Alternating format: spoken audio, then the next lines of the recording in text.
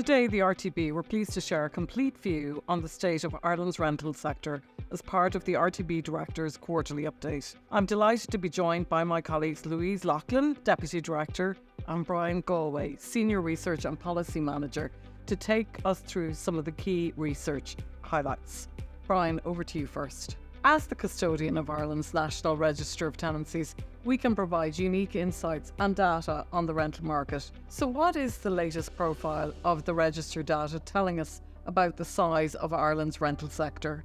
Well, Rosemary, we're seeing the size of the rental sector in Ireland increasing. The number of private tenancies on the register has increased to 241,000, that's an increase of 7.6%, while the number of private landlords has increased by 4.5% to more than 105,000. Big highlight for me though is that we continue to see double-digit growth in the approved housing body tenancies again in Q4 2024. These tenancies have now passed 50,000 for the first time.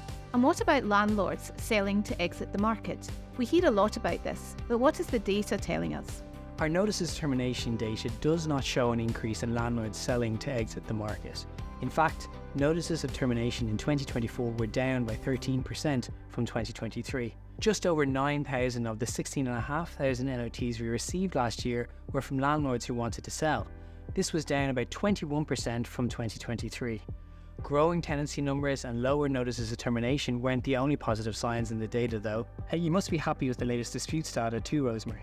Yes, this was one of my top priorities, Brian, when I joined in September. It's great to see the results of our disputes improvement programme coming through now in reduced processing times. The time to process a mediation case in 2024 was down by 30% to 7 weeks. Adjudication cases were down by 26% to 17 weeks.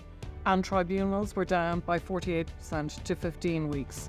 Louise, we also did a lot of work on building our capacity to identify and pursue non-compliant landlords at scale last year. Can you tell us how data sharing and new research has been driving some of these larger compliance campaigns?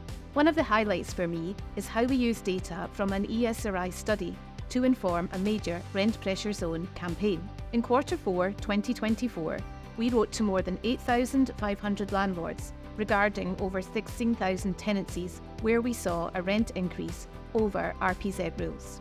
As a result, almost 3,000 landlords have contacted us and 300 have corrected their rent so far.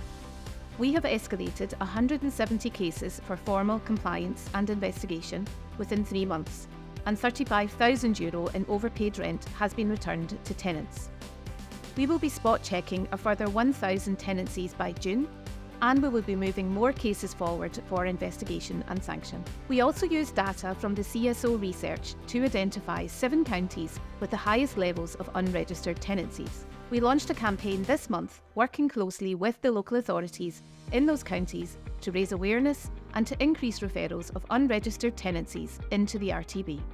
Thank you, Louise. 2 great examples that show the value of our partnerships with local authorities, the CSO, ESRI and so many other agencies. That probably brings us nicely to the last data set which we shared this week, the RTB ESRI Rent Index for Q3 2024. Brian, what are the headline figures from this study? We're seeing rent levels continue to rise for both new and existing tenancies. The standardised average rent for a new tenancy now stands at €1,693. This is up 6.4% year on year, while existing tenancy rents are up 4.7% annually to €1,429. Thank you, Brian. And thanks to our viewers for tuning in. If you'd like more detail on any of the figures we touched on today, please visit rtb.ie for more information.